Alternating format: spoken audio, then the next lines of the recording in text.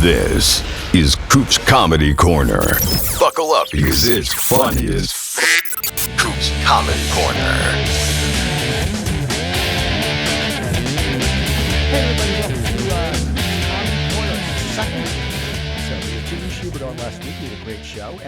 And my guest today, I was thinking about it. I met him like 15 years ago. No, I met him in LA on Cooper Talk. He came in and did Cooper Talk.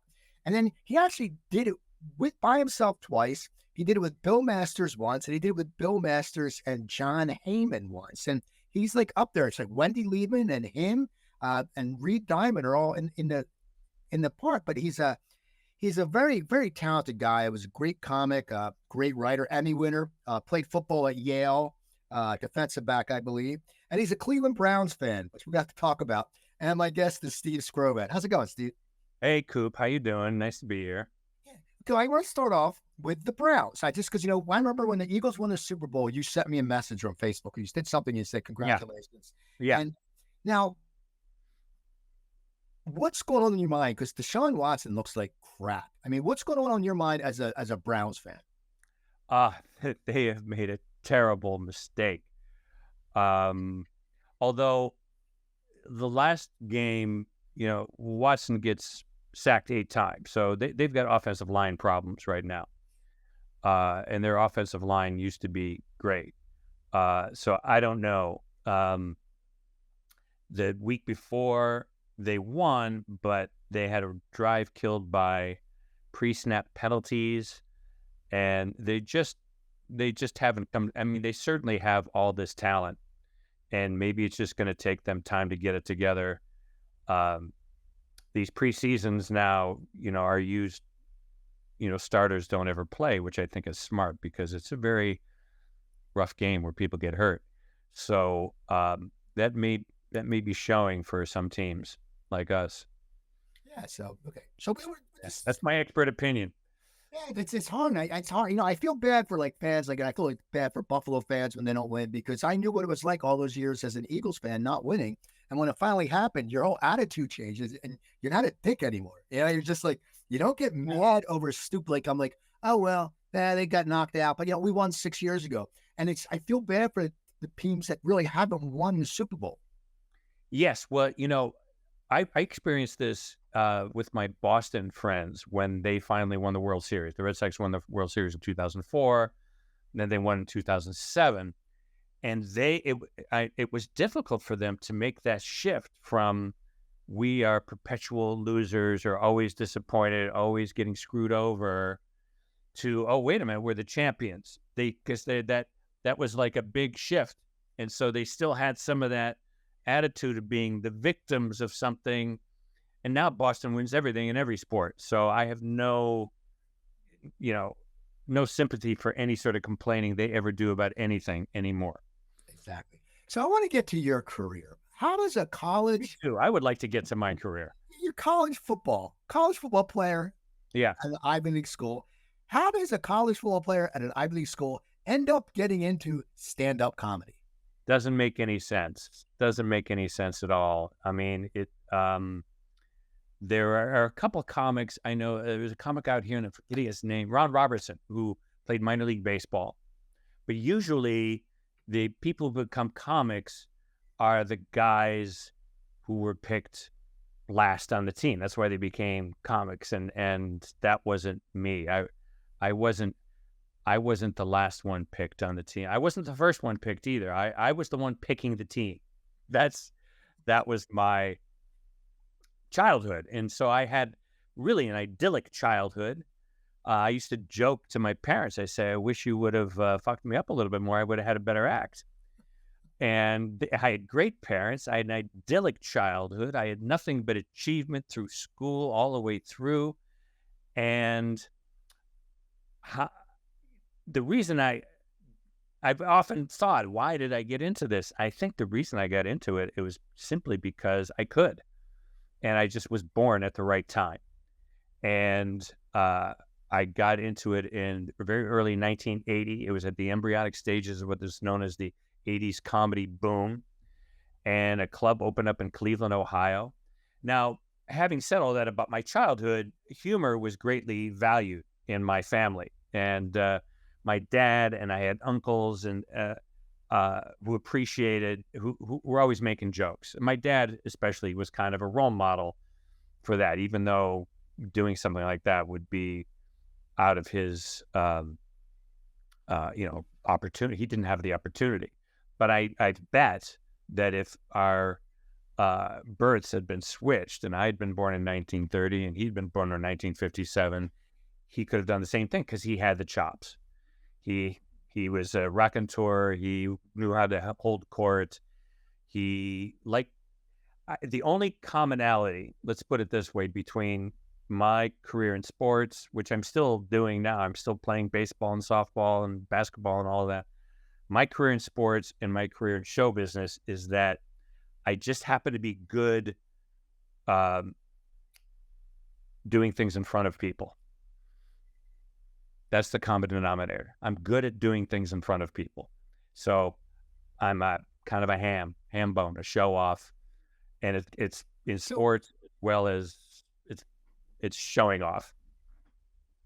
Well, you said, okay, so a comedy club opens in Cleveland. Now what makes you go up and do an open mic? So I'm guessing it was open mics then. Was it Hilarities or was it? No, it wasn't Hilarities. No. This was post-apocalyptic Cleveland of the late 70s, early, March 9th, 1980. A club opened up. It was in this old Greek restaurant in post-apocalyptic. It was when all those Rust Belt cities were going bankrupt. And people were moving out, and the downtowns were hollowed out.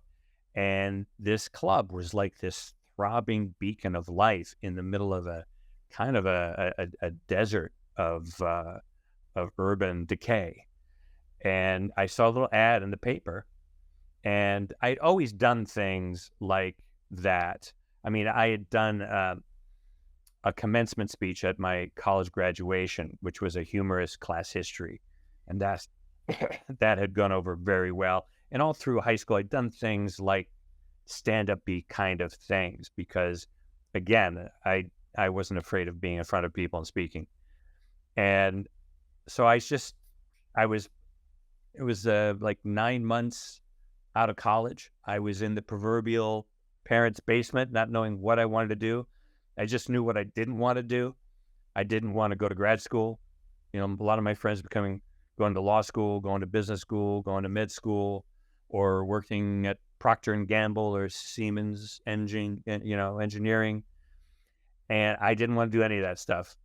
And I had some pretensions about being maybe a short story writer, submit things to the New Yorker or something like that. But I was 22 years old. I had nothing to write about. I had no life experience to write about. And so I'm in my parents' basement, kind of noodling around, listening to Stevie Wonder albums. And fortunately, I had some credit in the bank with my parents who were willing to tolerate this a bit because I had kind of made them proud all through my school years. So I had a little cushion there, but that cushion was slowly getting worn down.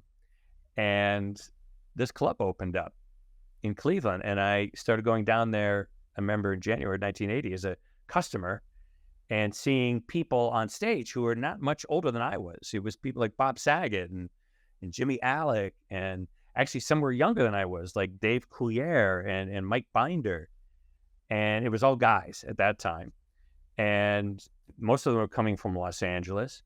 And I was sitting there and I just really enjoyed it and enjoyed how these guys could just get up there and command a stage and be up there for 45 minutes to an hour or something. Saget sometimes do hour and a half shows.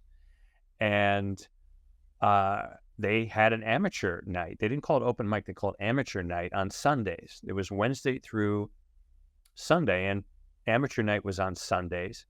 And it was kind of bring your own crowd there because they would vote on the winner of the amateur night by the audience applause. And so the idea was bring your friends who would applaud for you. And I went March 9th, 1980, and I brought 3 friends, a couple of friends from college and a friend of my friend, and put a little tape recorder in the middle of the table. And it was like a dark, dreary night. And there was no energy in the room. And it was like, I was terrible, but everybody else was worse. So I won the $50. That's what they'd give, and they would give a T-shirt for the best heckle of the night at the Cleveland Comedy Club. They actually encouraged heckling, and when I think about it, they probably set the local Cleveland comedy scene back 5 years by encouraging people to heckle. Because imagine you get people who've hardly ever been on stage, and they're screaming at you just to get a T-shirt. So I survived that, and then 2 weeks later came back with a whole different 10 minutes of material. You could do 10 minutes that long, and I got up, and this time it was kind of a full house, and it was a raucous crowd, and it was a hot night, and I was really good, and I got some great laughs. But there was another guy who was just telling old jokes, and he was very good at telling the old jokes, and he brought a lot more friends than I did, and he won the $50. So I had a good set, a much better set than I had before, but I didn't win. But as I'm leaving, one of the owners of the club was owned by 4 young guys who were like in their early 20s, like I was. And Dino Vince, who was really kind of the brains of the 4 guys and ran the club, he came up to me and said, we're looking for, local MCs. I'll pay you $35 a week to MC. And I thought, yeah, I'll do that. $35. I was making nothing before that. And I could go to the comedy club every week. And so began my comedy career in the middle of March of 1980. Was this promises, Wednesday through Saturday, and then I would probably MC the amateur night on Sunday for $35 a week. And then I couldn't think of anything else but trying to write jokes. And I thought, okay, maybe this is what I want to do. This is writing, but it's also performing. And 6 months later, I moved to New York. What was it like moving to New York? It was funny you remember your first night. I don't remember the date of my first night, but I remember the first night I got on stage was at the Comedy Factory outlet in Philly. And I still remember I had a wife beater T-shirt on and a black blazer over it. And I had a good set. And, and what happens then is we have this in our mind. You have a good set and you're thinking, oh, this shit's easy. Thinking, oh, I'm going to be headlining. And, because you don't know. And you have that confidence because you don't know what work it takes. And then I went back the next week and I ate it so bad that I didn't show up for like 2 months. But it's so funny how comics will always remember that first set because it's a monumental thing. I still have the tape. It's in my drawer. It's a cassette tape. I need to get it digitized. I'm looking for it right now. Look at that Emmy. You got people. That's an Emmy right above them. This is the tape. Oh, wow. That's so funny. I found an old video of my act because the Comedy Factory outlet used to tape it. And I don't want to look at it because I also have my audition tape I used to send out. And I recorded it at the Anita Fletcher's Comedy Club in Richmond, Virginia. Sure. I did a feature set and I took my little camcorder and I set it up. And I should really go back and look at it. It's just so, I don't have a VCR anymore. So I know both those clubs and I worked the outlet a lot. And I'm still in contact with Clay Geary, who ran it. And I always tease him about how much he salted the popcorn. Everyone said that. People, I'm sure most of the people, he was killing his audience with high blood pressure. But he was doing it so they would order more drinks because the popcorn was so salty. It was. Everyone always says it. So now you get to New York. What is the scene in New York when you get there? Who are some of your contemporaries that when you started hitting the clubs? I mean, Belzer was probably before you. Yeah, Belzer was like an established dude. What was interesting about getting to New York at that time, this is now September of 1980, was that this was before things really started to blossom in the hinterlands. There were these clubs like opening up like in Cleveland and Detroit and other large cities around the area. It wasn't just confined to New York and Los Angeles. And of course, San Francisco and Boston were kind of second cities, and Chicago were kind of second cities to New York and Los Angeles. So they had scenes. But what was happening when I got there, it was 3 clubs. The Comic Strip, which is still there on the Upper East Side on 81st and 2nd. Catch Rising Star, which is right around the corner on 79th and 1st. and then the Improv, which is 44th and 9th. And those were the three clubs. And, there was, places like the Duplex, but that actually didn't come later. That was more of a singers club. But anyway, it was those three clubs. And I went to the comic strip first, and I got on the first night. You pull a number. It was like a lottery.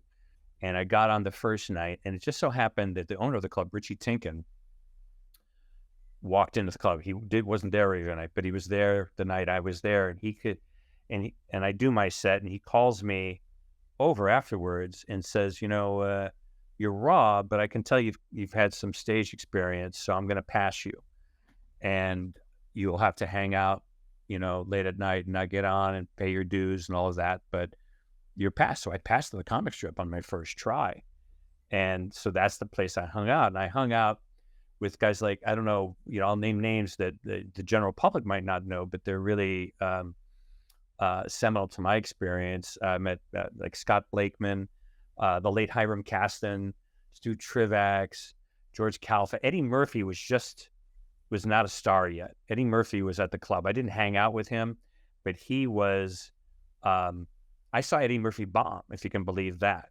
because nobody knew him. He was just auditioning for Saturday Night Live at that point. And he was, you could tell he was brilliant. He was a teenager. He was 19 years old. I was 23. This kid's 19, and he's got so much stage presence, so much chops. And he would walk up on stage with what looked like a glass of wine. It was probably cranberry juice because he was too young to drink. And he would do this bit, I remember, where he would get people to step on stage. He just kind of waltz on stage and take his glass and propose a toast. And he'd encourage everybody to raise their glasses. And he would just, it would take a minute or two to get everybody to raise and once everybody had to raise their glasses, he would say, "To Black supremacy." And then riff on, that laugh. And then, the white guy in the back, splashed this wine all over himself, and do all of that. But I watched this kid just take over the stage and command it.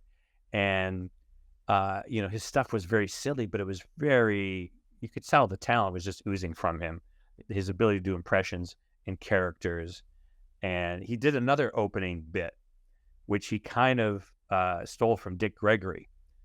Dick Gregory used to go on stage in the mid-'60s in the height of the civil rights movement and riots, and he would encourage the audience, especially the ones in the South, to yell out the N-word at him just to get it out of their system, because I know you're thinking it. And that was actually the title of his autobiography.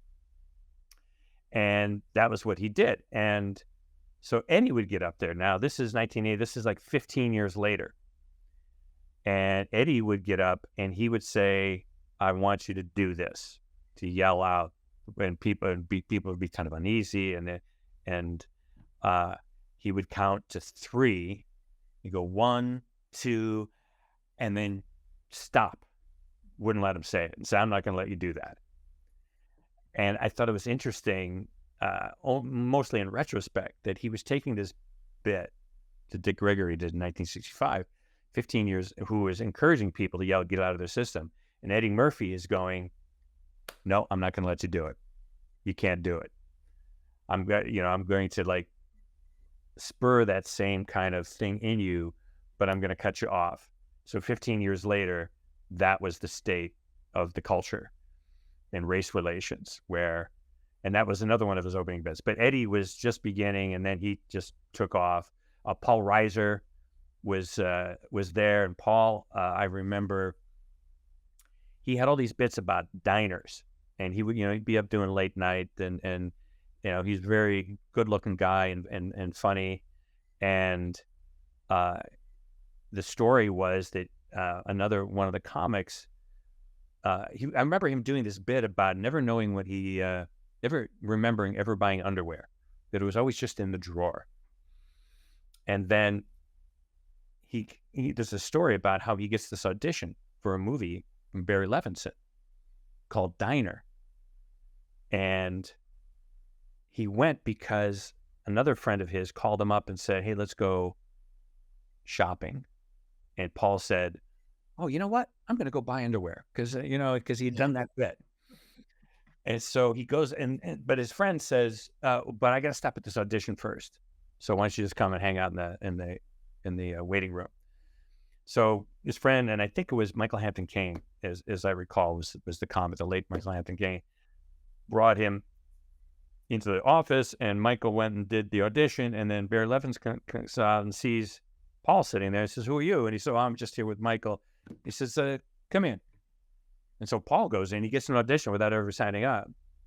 And he's perfect for this role that they want. It's like the sixth man in the diner scenario. And I remember like the night Barry Levinson's going to come in and watch Paul do stand-up. And I remember asking Paul, he won't remember this, but I asked him this, probably one of the stupidest questions ever. I said, "Are you going to do your diner material?" He goes, "What the fuck do you think I'm going to do?" "Of course you're going to do my diner material, you idiot." And he got that movie, and then he took off. And Jerry Seinfeld was also a comic strip act, but he had already taken off. Jimmy Brogan had gotten a TV pilot. He was already in LA. But then my home club ended up being, for the middle 80s, the Improv. And it was people like Rick Overton and Rich Scheidner and Kevin Rooney and Larry David would come back after coming out to LA to do this sketch show Fridays. John Mendoza, John Heyman, Ron Darien. These were all my friends there. And then I would hang out at Catch. And then Bill Grunfest opens the Comedy Cellar. The Comedy Cellar, which is also still around, and not only still around, but has expanded into Las Vegas, and it's got 3 venues in New York alone. Since the Improv's no longer there, Catch is no longer there, and many of these other clubs that had sprung up in the 80s were no longer there. So Bill Grunfest opens this club on the Upper West Side, and it's in some hotel conference room. It's got no vibe. It's got nothing, and it doesn't really last that long. And Dom Herrera tells him he wants to open up. He's looking for another place to open a club, and Dom says, "You should go to the Village. Go there." And so Bill takes his advice and scouts some places, and finds a place on West 3rd in McDougal called the Olive Tree, which is a Middle Eastern restaurant. They've got a cellar.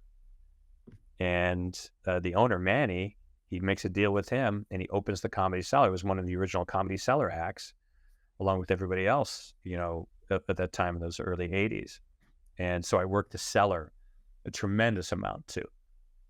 Now, didn't you do like 9 sets in one night? Weren't you like the record holder? Well, I did 8. I thought it was right. I think that has been surpassed since. I've heard a word that's been surpassed, but yeah, I did 8, which at least at that time, in my experience, talking to other people, was some sort of record. It was crazy. It was a crazy time where you could work all the time. And the other thing I'll mention about this at the beginning of the 80s is that you mentioned Belzer, and he was like a house MC at Catch. And when I first got there, being an MC was a primo position because you got $100 and everybody else got cab fare, which was $5. And then a bunch of clubs started opening in New Jersey and Connecticut. When I say clubs opening, that means there was a guy named Jerry Stanley, a guy named Jim Balatzos in New Jersey, a couple people in Schuler. I'm forgetting his first name. John Schuler. John Schuler. Had the last laugh at the Brown Thompson. Yes. And so they start booking these one night. So a restaurant would have a comedy night on a Tuesday or a Wednesday or Thursday. It was a way to fill the restaurant with people. And 3 comics would, take a car from the Improv that you'd meet at the Improv, go through the Lincoln Tunnel, and go on these gigs. And everybody would do a half hour, 3 comics. And once that started happening, you would make $55. I think Jerry paid 55, but Palacios paid 60. And I think Schuler actually paid 75. I think to get people to go all the way up to Connecticut, it took a little more. But once that started happening, people started making money on the road. And then the really good acts that people had 45 minutes of material started going to these other clubs in the bigger cities like Cleveland or Pittsburgh or down south. Then the MC position went to the lowest person on the totem pole because all the acts were good. All the acts who had 20 minutes, a half hour, 45 minutes to an hour were making money.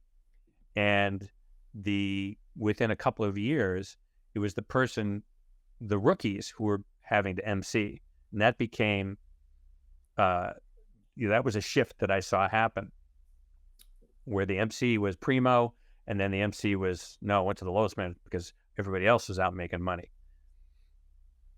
So when do you start doing TV though, right? I mean, because wasn't there all those shows? Were you on all those shows like Caroline, at the Improv? Caroline's Country Hour, Evening at the Improv. Yeah. What was your trend? I mean, what was that like? Was it easy for you to get them because you were a New York actor? What were some of the shows that, that just dropped in your lap? They all kind of dropped in everybody's lap. I mean, there was such a hunger for this that, and I attributed it, and nobody else talks about it this way. And most comedians you talk to, they talk about those 80s comedy boom days, and they'll talk about, there were too many comics, and that's what killed it. It was too much on TV, and people stopped going because they could watch it on TV, and they didn't have to go to clubs. And all of that is true to a certain extent, but all of that is not the core issue for me. I think the comedy boom of the 80s was a demographic phenomenon, where it was people from the second half of the baby boom, like from 1957 when I was born, which was the absolute peak of the baby boom, more babies born in that year than any other in recorded history until recently, I guess. And there were people our age who wanted to go out. And there were people who had venues who realized, this is a lot cheaper than hiring a band, for a lot cheaper than buying a disco ball and having to have a huge stage. You could have it on a little postage stamp in front of a fireplace in your restaurant. All you need is a microphone and a light. And so it became this grassroots phenomenon that was fueled because there was an audience. There was a demand for it. It wasn't this top-down thing where somebody had an idea, I'm going to put comedians on. It was, how am I going to entertain all of these people? And so I'm a part of that second half of the baby boom cohort. And there were a few of us who thought, okay, I'll step in front and entertain everybody. We all have the same frame of reference. We grew up in the same TV shows, the same mass media. And the reason it waned 10 years later is because the audience went away. And the audience went away because all those young people are out partying and filling the clubs without having to have a headliner. All you had to do is say comedy. You didn't have to say who it was. They didn't care because they were going out for a comedy night. And so 10 years later, people started getting married, having babies, staying in. Same thing with the comics. That's what happened to me too. I got married, had a baby, and that's why it waned. Not because television killed it or there were too many bad comics out there. There were comics out there because there was a demand. That's the economics of it. People. And every city had like the cheap booker, and he would put like a guy who's been doing comedy all for like 2 years. Remember, I'm not going to mention the guy's name, but he's like, Coop, you want to close the show for me? And I'm like, well, what's it paying? He was 75. I go, dude, I make more than that to feature, and I don't have to do any heavy lifting. He goes, such and such will do it. I'm like, yeah, well, this guy's been doing comedy for 2 years. He's not a headliner. And that sometimes, you're right about the crowd. But I think also that there was a lot of comics. But at one point, there were a lot of comics because there was a lot of audience. The audience comes. Right, there's a lot of work. So you could be a working act. Whole thing that people, and because we have this myth about economics in general, that there are job creators. We have to protect job creators, the Elon Musks of the world. And these people are not job creators. Jobs are created by demand. It's always bottom up. If there's a demand, and then you have somebody who's clever enough like a Jerry Stanley or Jim Palazzos or John Schuler or any other, or Anita Fletcher, who ran some great clubs in the South and Richmond and Nags Head, who are good business people, then they take advantage of this demand that they see out there. They identify the demand. And then when the demand shifts, which things do, then, the whole thing contracted. But it set this foundation for all the great comics that are out there today working, because the good clubs stuck around. And the idea that you could have a career as a stand-up comedian became just a foundational premise. Because when I started, I didn't know where comedians came from. I thought they popped fully formed from the forehead of Johnny Carson. I didn't know that there was this kind of quasi vaudeville existing out there, and it was there because you had this huge bulge in the population that was looking for something to entertain them. Now, did you ever want to get into acting? I did. Because I know you went to TV writing. What was your whole foray? I mean, what was your path to end up writing for TV? You did act. What were you acting in? Well, I was in New York. I was doing everything I could, because doing stand up was in the evening. So I took acting classes and did scene study, scene work. I did commercial auditions, and I tried to audition for theatrical stuff every once in a while. But the main focus was stand-up, because that's where I was earning a living. And so and then I wrote sketches, comedy sketches. And in the mid to late 80s, I put together a sketch show of material that I'd written and called it Live Skro Acts on Stage. It was a parody of a gay porn theater with live sex acts on stage.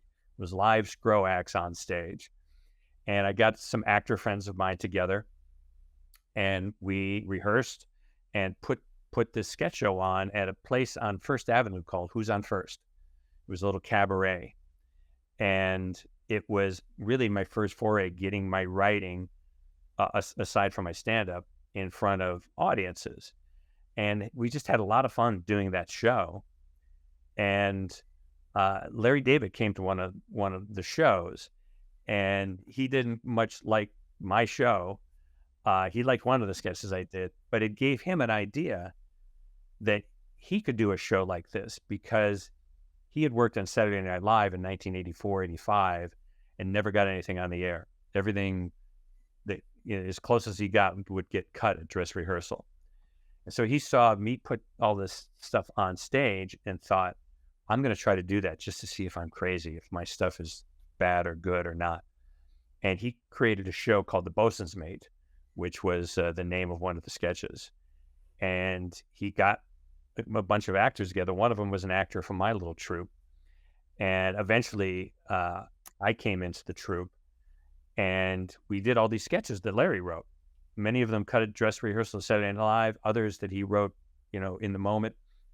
We put them on at Caroline's, which had then opened on 8th Avenue and 26th Street in Chelsea, and got great reviews, and a recording of it exists. It got recorded. And so I got to act with Larry in these scenes, along with a bunch of other people. Many of those sketches that he wrote were the seeds for future Seinfeld episodes. And I remember one in particular was about an answering machine, leaving a bad answering machine message. And there's a classic Seinfeld episode where George leaves a bad answering machine message, and he needs to sneak into the girl's apartment to flip the tape out and claim the message, or else, and it's a very funny little caper story. In the sketch version of that, it was a trial scene where Larry is on trial in this relationship court, and they play the tape, and it's a very, icky tape of him, leaving one of those bad messages we've all left that we regret and wish we could retrieve. But that was that. So that's the kind of stuff I was doing and other people were doing to kind of exercise all these different muscles. So I was acting.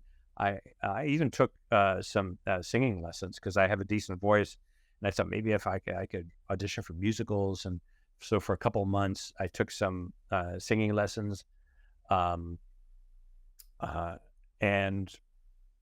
commercial auditions, doing all of that. So I did the whole panoply of show business kind of activity, and writing was a big part of that. And what happened when one of my breaks was getting a job hosting a television show on MTV in 1988. It was when MTV, which had previously just shown videos, was just now branching out into original programming. And they had this game show called Remote Control with my buddy Ken Ober. And in fact, the reason I was in Larry's show is because Ken was like one of the lead actors in Larry's show, but then he got remote control and couldn't be in the show anymore. And so Larry asked me to replace Ken in The Bosun's Mate. So Ken getting remote control actually helped me eventually get Seinfeld because Larry knew my work. But I got the show on MTV. It was a talk show. And from that, it lasted about 6 weeks. And some of the people I hired on that show as my writers were Michael Patrick King, who's the Sex and the City. He was just Michael King back then. Scott Carter, who became Bill Maher's producer on Politically Incorrect in real time for 2 decades or more. Mike Rowe, who has won Emmys for Futurama and done a lot of other great TV work. And my good friend John Heyman, who's just still on was on the last season Curb Your Enthusiasm. I worked with him on Seinfeld too. And so I think what happened was the 80s comedy boom turned into the 90s sitcom boom, because now everybody was hiring comics to front their television shows, whether it was Roseanne or Jerry or Tim Allen, or, it seemed like everybody was getting shot. Every comic was getting a shot at a show. But not everybody could be, like I was not somebody who really lent himself to be a good lead for a comedy character in a show. Ray Romano. That's why I was mainly hosting shows. That's what I was good at, hosting. But the only few people could be the stars of the shows, but the rest of us had to write for them. So just like there's a whole huge population out there and some of us had to entertain them, 10 years later, when the comedy boom wanes and all these comics are doing TV shows, those of us who had all the other stand-up comedy training are now writing for them. And that's how I got to write for Jerry and got to write for Ray. What was the process? You were with Seinfeld for 1 season, right? And you wrote the movie theater with the movie episode with Masters and Heyman, right? Okay, so what was it like in the? I was looking at your. If you want people go to Steve Skrovan on Substack, and you hear a story about his red soccer shirt, and you said there wasn't a writer's room, so you guys were just out there. Because most times, there's a writer's room. I'm sure Raymond had a writer's room. I'm sure it was you and Capobiano and Mike Royce, and all those guys in the room. What was the atmosphere like on Seinfeld? Why wasn't there a writer room? You said you were just there to generate ideas. Yeah, we Larry hired me and John Heyman and Bill Masters and Bob Shaw, all comics that he knew. We all worked at the Improv, and it's because Larry wanted to write all the scripts, because he was very particular, a very particular voice, and he was looking for people to generate ideas and premises. And so he hired us as kind of this think tank, and they had to make up a title for us called program consultant.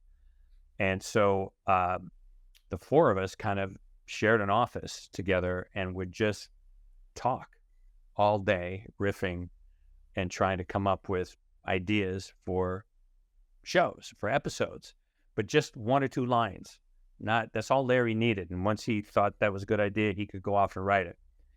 And it was my first writing gig, and I didn't anything I contributed on that show that year was pretty much by accident. I felt like I was more auditing a master class than I was actually contributing to the show. But there was the four of us, there was Larry Charles and Peter Melman, and then Larry and Jerry. That was my year. Every year was different. But our year was a very social year because the four of us, even though we were the low people on the totem pole, we were actually the social center of the group because Larry would come in from his office, Peter would come in from his office. The best description I've heard of working on Seinfeld was from my friend Fred Stoller, who worked as a writer on the show 2 years later. And he said it was like a detective's precinct office where everybody's in their cubicle working on their case. And every once in a while, they go into the sergeant, who is Larry, or the captain, who is Larry. And he'd say, okay, follow this lead and follow that lead, and then come back. And then you do your thing and shove your outline under the door, which was Larry and Jerry's office. So, and I was explaining this to actually Tom Caltabiano on his podcast the other day. It's mainly because Larry is essentially introverted, and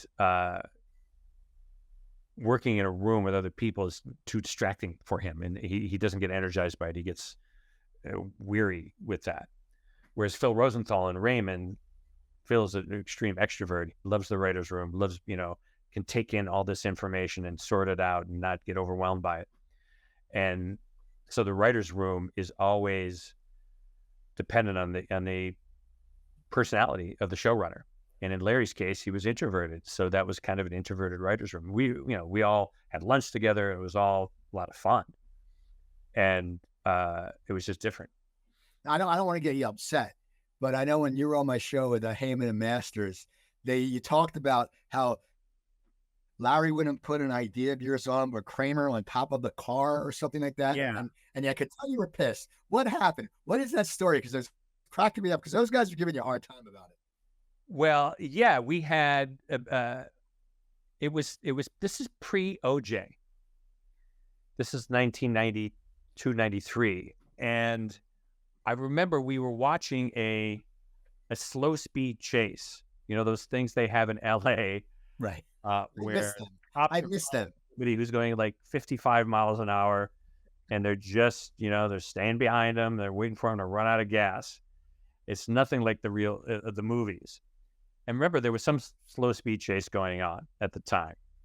And Bill and I kind of took that idea and combined it with an idea that Bill had where, an experience that he had where he was at some ATM and some guy snatched a woman's purse and got into his car and started driving away. And Bill played the hero and got in front of the guy's car because as he was pulling out, and the guy doesn't like ram into him. He's just keeps going.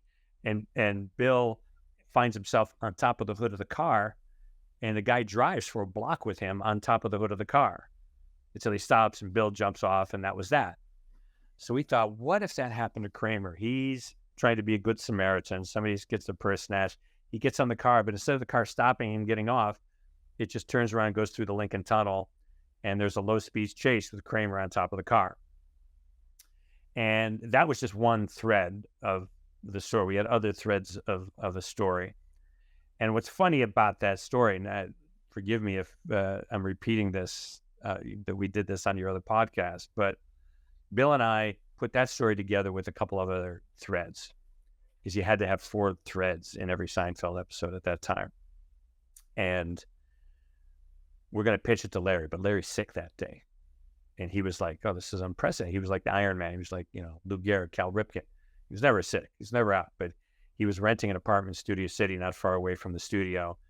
And he said, come pitch it to me here. So Bill and I drive to this rental house that he's staying in. It's got, bare bones furnishings. And he's literally on the couch with a blanket that barely covers him on the couch with a cold or something. And he says, if I have to get up and go to the bathroom, don't take that as, a commentary on your pitch. And we said, okay, fine. So Bill and I are pitching. And, we've got it all planned out. Who's going to take this part? Who's going to take this part? Where, we've got it all choreographed. And we're pitching our asses off. And we get about halfway through. And Larry, sure enough, goes, excuse me. And he gets up and he goes into the bathroom. And Bill and I kind of look at each other like, think it's going pretty well. I think we're doing okay. No sooner did we say that from behind the bathroom door, we hear,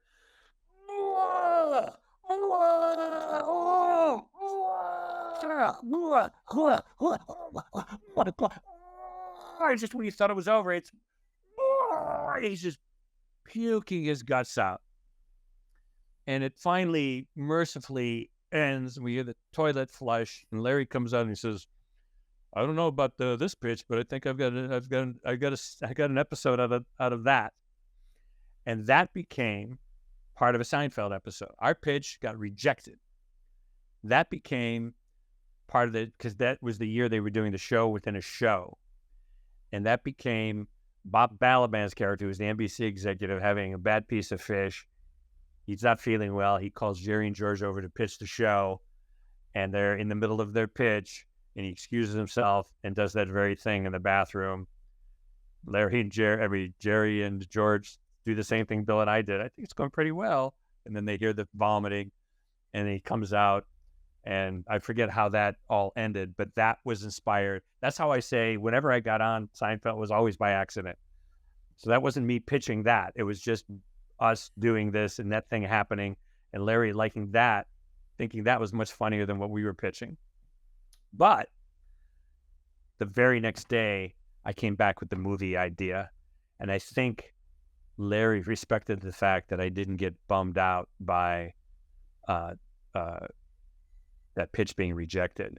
And there was something in this idea that he could hook into, and that became the movie. I don't think it's not my favorite episode. I don't think it was a great episode, but we got it on the air, and that's my one full writing credit on Seinfeld. Now, you're with Raymond for all 9 seasons, right? Yeah. How did that come about? Did you know Phil, or you knew Raymond? I knew Ray from comedy. Yeah, I knew Ray from New York. How did you end up getting that job? Because I know Schneider wrote on that. A lot of guys I knew wrote on that show. Yeah, I got the job because I was coming off a show called The Home Court, which starred Pamela Reed. It was on NBC. We did 20 episodes, and then it was canceled. And I had gotten that show. I was like the last person hired in Hollywood that year, but I'd gotten on the show, and I'd written spec scripts, and my agent, Kara Stein at William Morris at the time, I guess sent one of my spec scripts to Phil, and she said, "You got to." This is pre-internet, where we lived like animals. I had to actually drive to Beverly Hills to watch a VHS tape of this show called Everybody Loves Raymond. Now, I'd known Ray, but I didn't know he had. I'd lost touch with him because I'd been in LA for a few years, and I didn't know he was acting or anything like that. And it's like, oh, Ray, it's Ray Romano has a show. And I watched the show, and I think it's pretty good. And there's a particular scene in this show that I think is really funny. And so I watched the episode, leave the agency to go have lunch with Phil at Victor's in Las Feliz. And it's the first time meeting Phil. And I talk about the show, and I haven't mentioned the scene that I thought was really, the funny scene and the standout scene. And it was the right thing to say, because little did I know that was something from his life. And it was this famous Fruit of the Month Club scene where Ray gets his parents' Fruit of the Month Club, and they're just overwhelmed by the idea of getting fruit every month. And they turn it into like the worst oppressive thing ever. And it's just a very funny scene. And that's what Phil's parents had done from him when he got them Fruit of the Month Club. What are we going to do with all this fruit? They're just completely ungracious about it. And so I complimented the right scene. And the next day, they said, "You got the job." And so I'd known Ray, but he had nothing to do with me getting the job. And it was the career-making move. How long do you think it was going to last? Like, you always get that, because I think Lou Schneider, he passed up the Rhea Perlman show to take Raymond, and it all ended up great for you guys. But did you, was were the ratings quick out of the gate, or was it a rocky beginning when that show came out? No, I have a similar story to Lou in that I had 3 job offers that year.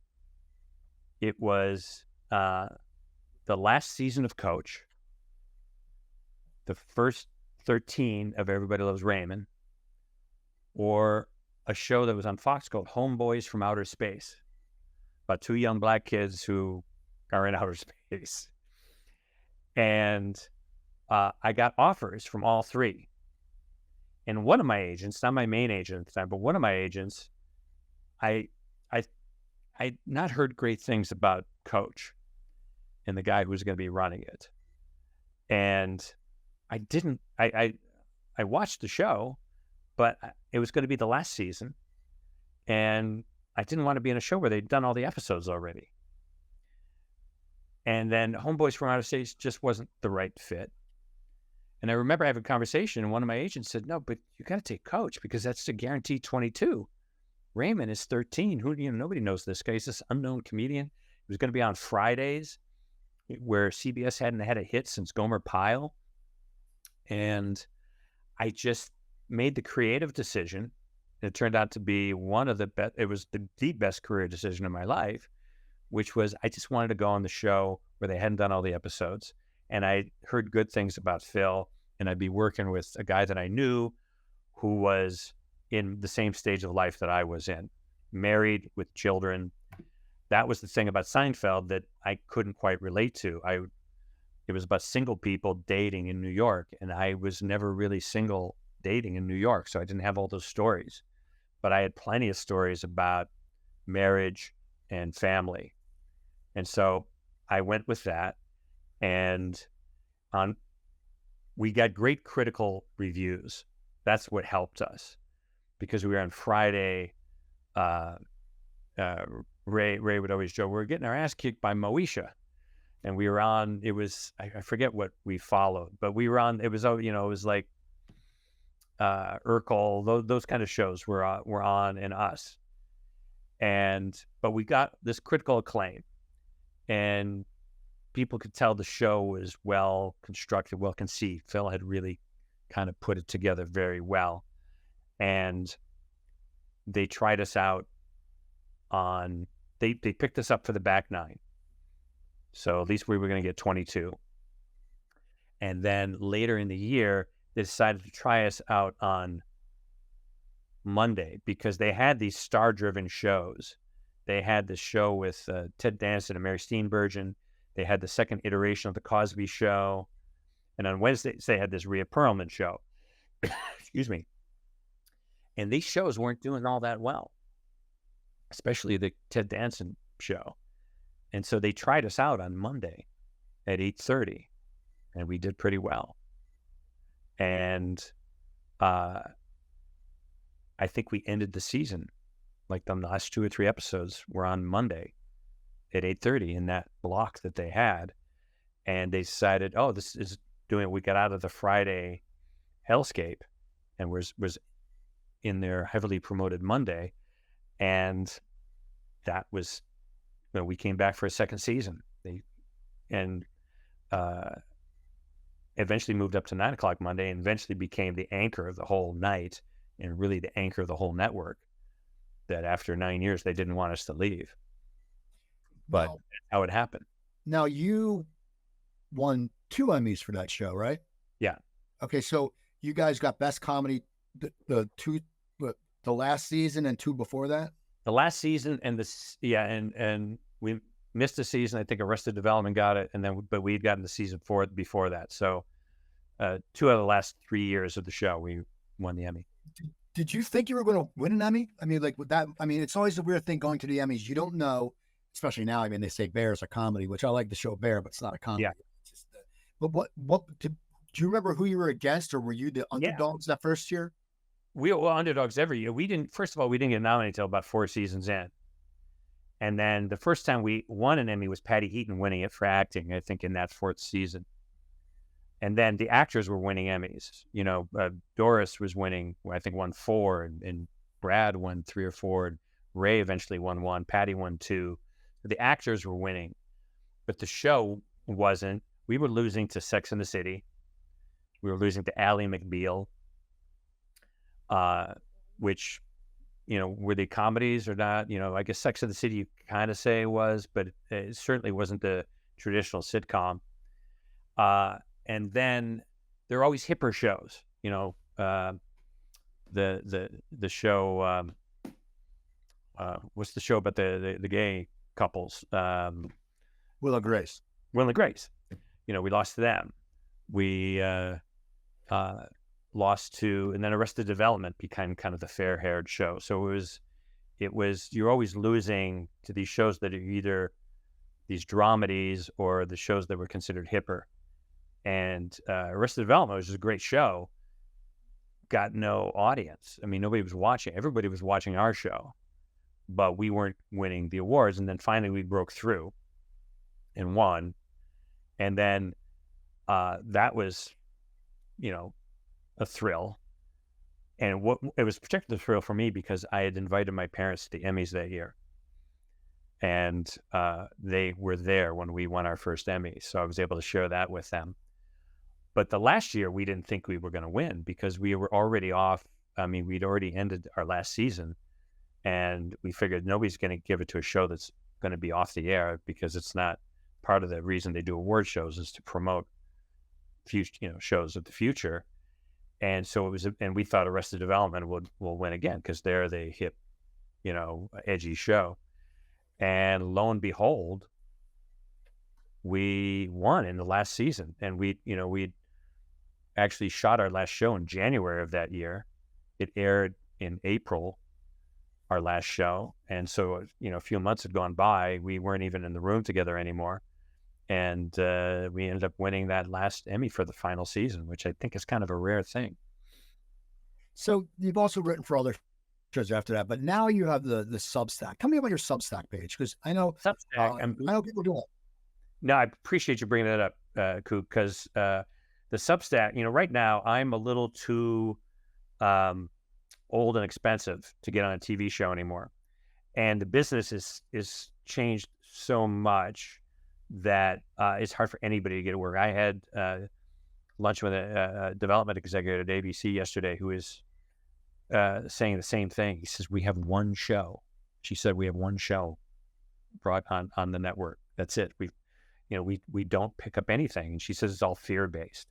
And streaming has changed a lot of the chemistry of the whole thing. But without getting into that, one of the things I've been writing screenplays. So I've been doing that and trying to get those produced. But the other thing that I've been doing is on the platform Substack. If your listeners know, Substack is this publishing platform. A lot of journalists use it. It's subscription based, and it's got a great networking function. And I use it. I put out a piece once a month, and it's a funny story or essay. Sometimes it's just about a subject.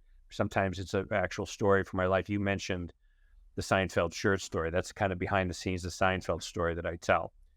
And my last one that's up there now is behind the scenes at Raymond story that I tell. But it can be anything like that. So if you go to steveskrovan.substack.com, you can subscribe. It's free. It's only once a month, so it's not going to jam up your inbox. And I call it Bits and Pieces. And it's been a great outlet for me to kind of tell the stories of my life. I said earlier, I started comedy, I wanted to write short stories. But at age 22, I had nothing to write about. Well, now I'm 67. I got plenty to write about.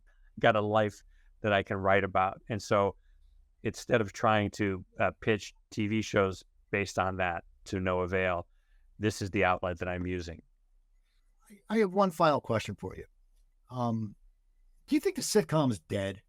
I mean, when you think about it, I mean, they're like Only Murders in the Building is great. I watched that. That's a good show, and that is, but that's nothing. It's not like there's not the traditional sitcom anymore. Like you came from Seinfeld and Raymond, and then a few other shows you wrote for, Hot in Cleveland, the other one with Jolie Fisher and Brad Garrett. Well, yeah. They were sitcoms somewhat. But do you think, because as you said, you're too expensive and you're too old.